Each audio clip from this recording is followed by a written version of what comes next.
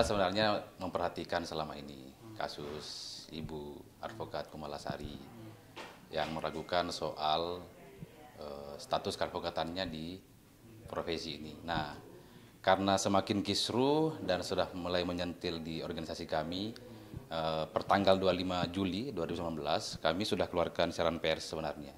Sudah keluarkan siaran pers, ada 4 poin di situ yang kami sampaikan. Pertama, kami menjamin bahwa Advokat Kumalasari ini sudah mengikuti prosesi untuk menjadi advokat yang diatur di pasal 2 ayat 1 dan pasal 3 ayat 1 Undang-Undang Advokat. Apa itu? Satu, mengikuti pendidikan khusus profesi advokat. Kedua, dia juga sudah lulus ujian. Nah, setelah 2 prosesi itu dilanjutkan dengan pengangkatan advokat. Pengangkatan advokat sini berdasarkan database kami juga, itu Advokat Kumalasari diangkat pada tanggal 16 November 2016. Nah, sebenarnya untuk Kongres Advokat Indonesia itu bisa diakses oleh semua orang. Tinggal buka www.ki.org.id, itu bisa diakses Kumalasari misalnya. Itu langsung muncul data-data dari advokat Kongres Advokat Indonesia. Nah, saya lanjutkan lagi. Pada tanggal 28 September 2017, Ibu Kumalasari ini sudah mengucapkan sumpah di sidang terbuka Pengadilan Tinggi DKI Jakarta. Jadi, untuk menjadi advokat, pasal 2, pasal 3, pasal 4 Undang-Undang Advokat itu sudah terpenuhi oleh Ibu Kumalasari. Makanya supaya tidak kisruh kemudian menyentil organisasi kami akhirnya mengeluarkan siaran pers per tanggal 25 Juli 2019. Jadi firm, Ibu Advokat Kumalasari, anggota kami, terdaftar di Kongres Advokat Indonesia yang dipimpin oleh Advokat Haji Cucu Sanjaya Hernanto. Itu kira-kira. Berdasarkan surat pengangkatannya itu sejak tanggal 16 November 2016. Itu sudah diangkat di Jakarta. Kemudian, ya saya katakan sebelumnya, itu dilanjutkan lagi dengan pengambilan sumpah. Pengambilan sumpah ini yang laksanakan adalah Pengadilan Tinggi. Nah, di Pengadilan Tinggi itu tidak langsung diusulkan namanya. Pengadilan Tinggi memverifikasi data-data awal kembali, mulai dari ijazah, KTP, surat keterangan tidak pernah dipidana, surat pernyataan surat pernyataan menyatakan bahwa bukan pejabat publik, PNS, TNI atau Polri. Nah, itu diverifikasi oleh Pengadilan Tinggi. Makanya kalau seorang misalnya sudah mempunyai KTA, Kartu Advokat Indonesia, kemudian sudah punya SK, syarat itu sudah terpenuhi. Gitu. Ini sebenarnya kalau bicara ijazah, mengatakan bahwa itu itu palsu atau apa, bukan kewenangan kita. Untuk membuktikan palsu itu tentunya harus melalui proses pidana, atau melakukan verifikasi kepada kampus. Nah, di berkas kami, ijazahnya itu dilegalisir waktu pendaftaran itu, ijazahnya dilegalisir oleh kampus Azhar, kayak gitu. Nah, kemudian sempat juga ada saya perhatikan beberapa statement. Kok awalnya bilang kampus Azhar, terus ada lagi kampus Borobudur. Nah, Universitas Borobudur ini tempat Ibu Advokat Kumalasari melaksanakan pendidikan khusus profesi advokatnya. Bisa dicek juga di sana, karena di Universitas Borobudur itu setiap pelaksanaan PKPA yang kerjasama dengan kami, itu datanya juga ada, kayak gitu. Sebenarnya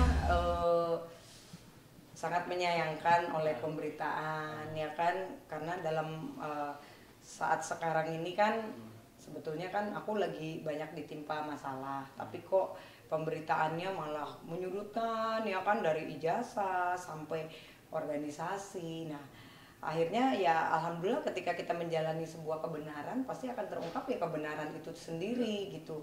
Makanya aku selama ini setiap ditanya ijazah aku nggak pernah komentar. Terus setiap ditanya masalah organisasi ya aku selalu menjawab aku dari KAI pimpinan Pak Cucu gitu loh. mungkin kan di media juga aku sudah beberapa kali ya memperlihatkan KTA aku kan merah, pimpinan Pak Cucu gitu loh.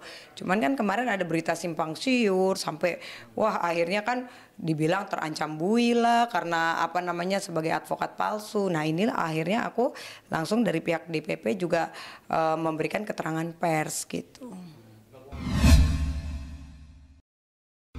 Belum ada putusan pengadilan mengatakan ijazah Ibu Kumalasari itu palsu. Kayak gitu. Tapi secara administrasi kami terima legalisir basah oleh kampus Azhar. Gitu. Dan sekarang terdaftar di database Kongres Advokat Indonesia secara online. Jadi sebenarnya bisa dicek secara online. Tadi di Polda tadi sudah diklarifikasi juga ya sama teman lawyer juga, Pitra, karena kan dia yang awalnya karena opini masyarakat dia membuat keterangan untuk surat penyelidikan terkait ijazah aku yang diduga palsu. Nah akhirnya karena dari keterangan DPP KAI memang sudah menjamin dan memang aku adalah anggota KAI resmi dan aku punya berita acara sumpah dari pengadilan tinggi, itu kan sudah jelas di situ kan memang aku benar-benar advokat, bukan seperti yang dituduhkan selama ini oleh pihak-pihak yang tidak bertanggung jawab gitu. Akhirnya tadi dengan kesepakatan kita langsung klarifikasi bareng, Pitra juga langsung mencabut laporan untuk surat penyelidikan tersebut gitu. Jadi sudah clear, semuanya sudah terpatahkan semua, fakta-fakta juga sudah dikeluarkan bahwasannya aku memang resmi sebagai advokat. Jadi kita nggak banyak pembicaraan ya karena memang kan karena tidak mau memperpanjang juga, intinya semuanya udah clear. Terus apa namanya untuk berita-berita juga ya udah nggak usah langsung disudutkan lagi karena udah terpatahkan semua, jadi udah selesai, udah clear gitu. Enggak, kan ini semua ini ya maksudnya ketika mungkin banyak pihak yang tidak bertanggung jawab ataupun banyak yang menzolimi, kalau aku sih ikhlasin aja, pasti semuanya kan Allah itu akan mengangkat derajat orang-orang yang sudah terzolimi. Aku sih lebih percaya ke Tuhan aja gitu. Toh pasti yang namanya fakta pasti akan terungkap kok kebenarannya. Kalau kita dari awal dibilang bohong kan ujung-ujungnya juga kebohongannya yang akan terungkap. Nah seperti ini kan jelas gitu kan. Mungkin banyak orang yang bersuka hati untuk wah rasain ya. Tapi kan alhamdulillah tidak gitu. Nah itu aja sih, itu membuat aku makin kuat sekarang.